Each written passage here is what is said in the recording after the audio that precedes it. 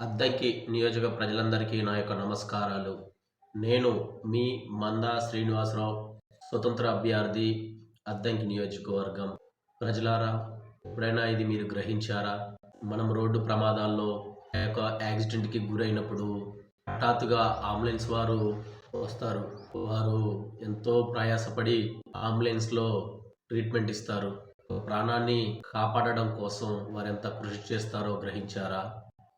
వారిని ఆ యొక్క వారి ప్రాణాలు తెగించి ఆ యొక్క అంబులెన్స్ వారు ఎంత స్పీడ్‌గా డ్రైవ్ చేస్తారో ఎప్పుడైనా గ్రహించారా? వారు అలా సైరన్ మోగిస్తూ హుటాహుటిన ఒక రేత్రి లేదు, పగలు లేదు, వర్షం లేదు, చలి లేదు, ఎండ లేదు.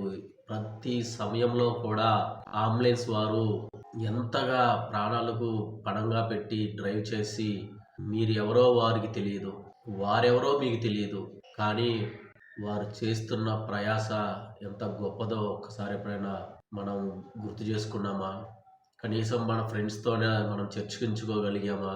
ఎందుకు ఈ మాటలు చెప్తున్నానంటే, మనలోని అనేక మంది అది ఒక బిజినెస్ అని మాట్లాడుకుంటున్నాం. వాస్తవానికి అది ఒక సేవ.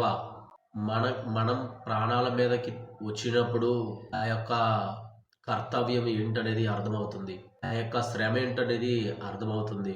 ఆ విధంగా వారు సేవా గుణంతో వారు కష్టపడి ఆ యొక్క వ్యక్తిని హాస్పిటల్‌లో హుటాహుటిన చేర్పిస్తారు.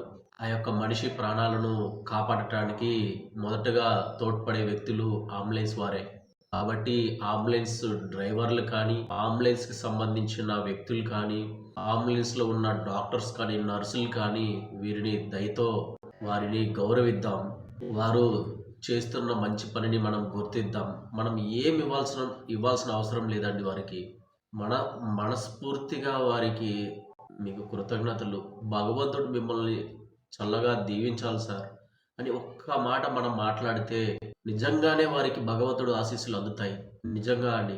ఆ ప్రాణాలతో కొట్టుమిట్టాడుతున్న ఆ యొక్క వ్యక్తి రేపటి దినాన హాస్పిటల్‌లో నుంచి డిశ్చార్జ్ అయ్యి బయటకు వచ్చి తన యొక్క పని తను కొనసాగిస్తున్నాడు అనంటే చెప్పండి, ఒక్క ప్రాణం పోవడానికి ఒక్క అరగంట చాలదా?